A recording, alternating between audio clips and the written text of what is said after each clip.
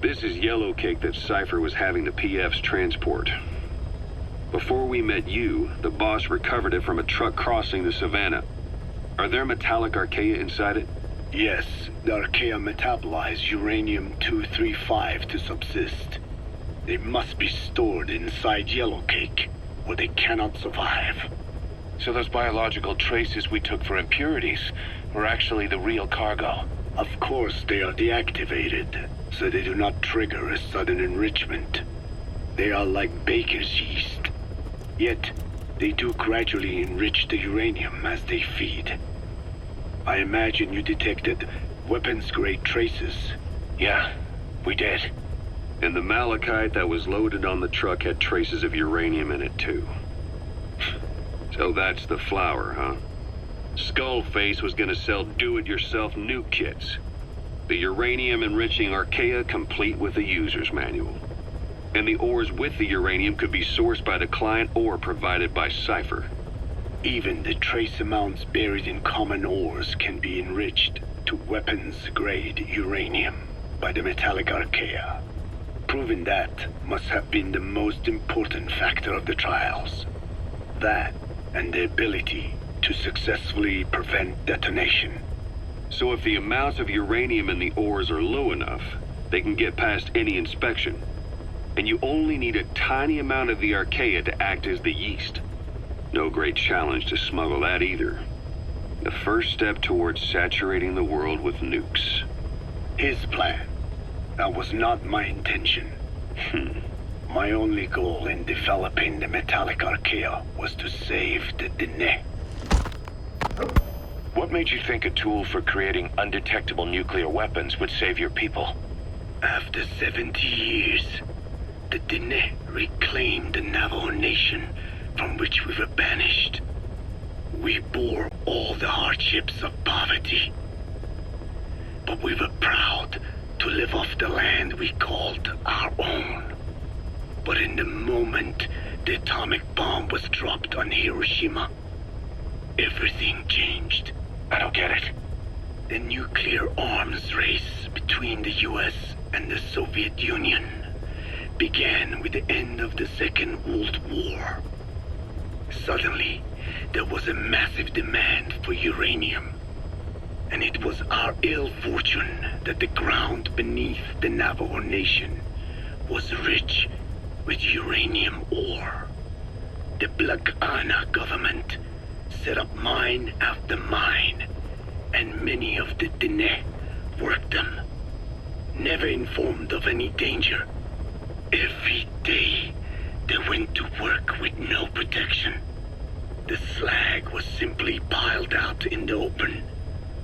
When rain fell, uranium traces left behind would seep out, and when the ground dried, it was blown about as dust. Land and water were contaminated, irradiated.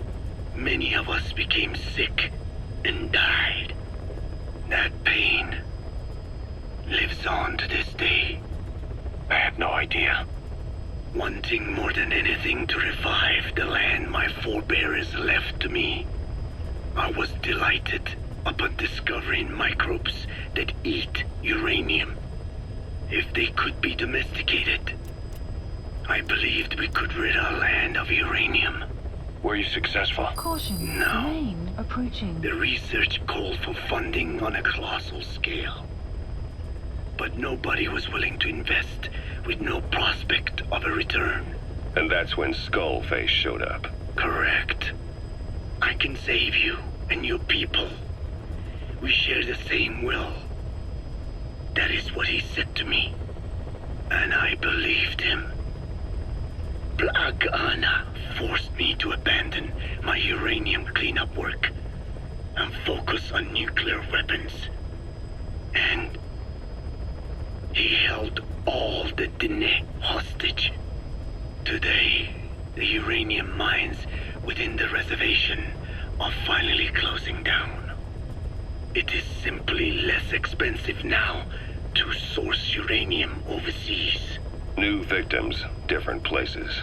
But uranium is a tactical resource. To rely on a foreign country, for it is a difficult decision to make. And he was in the perfect place to influence that decision. He could have condemned your people to the mines forever. The contamination comes not only from uranium. The fallout from the Nevada nuclear tests also settled on our lands. As if our fortune were not already bad enough, we are also downwinders. To save the Dene, I must complete my original research.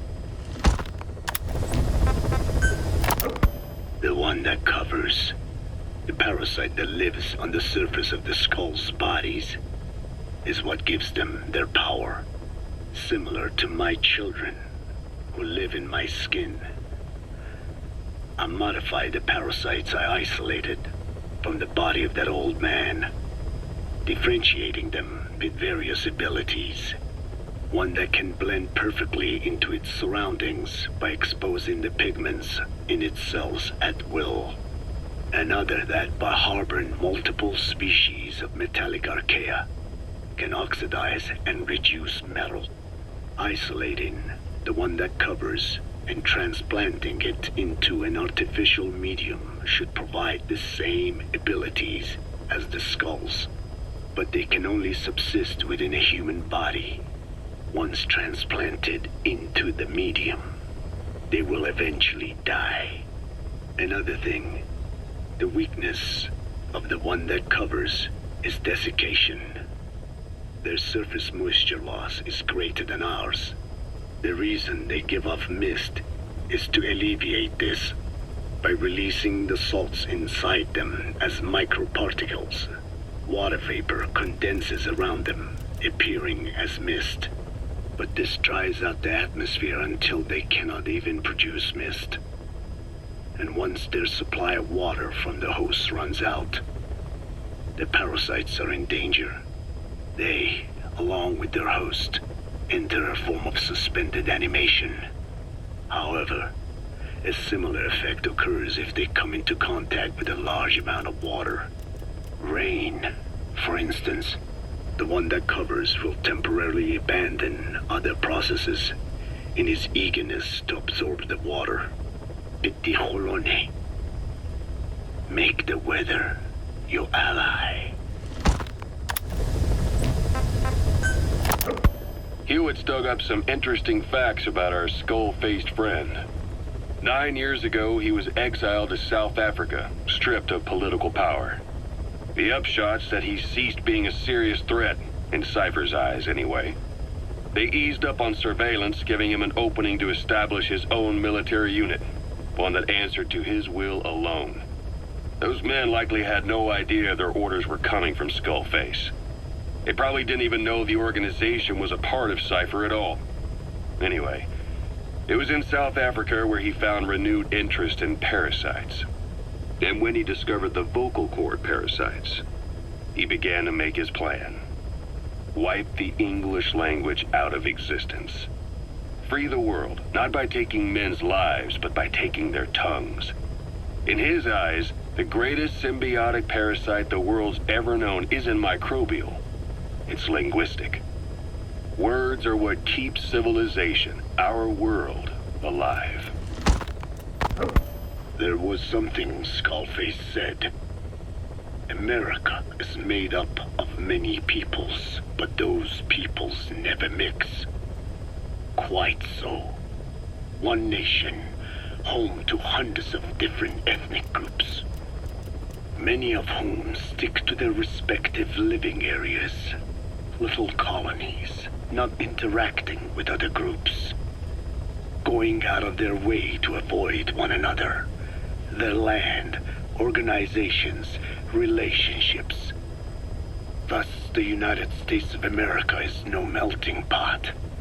It is more of a salad bowl. It is not made up from one people, but for its minorities to function in society, a common ground is needed. Language. Even if the country is not one, no, Because it's not one. A lingua franca is necessary. English. American hegemonism was born from the illusion that English could unite diverse ethnicities. In taking in people from around the globe, America became a microcosm of it. Now the boundaries between it and the rest of the world have become blurred. However different our neighbors may be, English enables us to create symbiotic relationships with each other. If English can bring unacquainted neighbors together in America, this should hold true for the world. This salad bowl that is the world can also become one. I have spoken enough. Your men can take it from here. Will you permit me to rest? Have something to eat? I thought you don't eat. I can subsist without food. But there is more to the act of eating than nourishment. We receive nature's blessings and reaffirm our part in it. And in doing so, we express our gratitude. Sorry, it's, hearing you say you don't need to eat and that you're a part of nature in the same breath. Anyway, what can we get you? Not exactly a 5-star restaurant, but the kitchen's used to serving a lot of different appetites. Hamburgers. Hamburgers? Even we Dinne have become Americanized. I eat them often back home. And you just can't let them go. Well, as far as symbols of the American Empire go, hamburgers are pretty good. The victory of capitalism. Your people suffered so much at the hands of America, and you ask for hamburgers. We have suffered more than you can know. But I do not see hamburgers as an accomplice. A single dish, providing a balanced helping of nature's blessings. Meat, grain, and vegetable. How could anyone hate such a magnificent thing? Says the guy who can survive on photosynthesis. Balance has nothing to do with it. You just like a good burger. That is also true. Be warned, though. I have very high standards. Don't worry. I do too. All right then. One good old-fashioned all-American icon coming up. I look forward to it. You mentioned that the man on fire was crushed under Sahelanthropus in its hangar. Yeah. He was caught under the wheels of its transport platform. But his body wasn't found. What? We searched the area the moment we arrived, but there was no trace of him. I wasn't hallucinating. I know. I trust you on that. That means someone must have taken the body. But when I got there, everything was still as it was. Even Skullface hadn't been touched.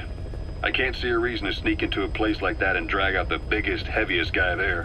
What are you getting at? The only option left is, he got up and walked away. That platform ran him over. Just ran him over. You're saying that's not enough? I don't want to believe it, but maybe not. He shrugs off bullets, even rocket strikes. There's no reason to think that would finish him. It seems ridiculous, but I'll start gathering eyewitness accounts just in case. If you dig up anything concrete, I want to know. You'll be the first, if I dig anything up. But I hope to hell I don't. No kidding.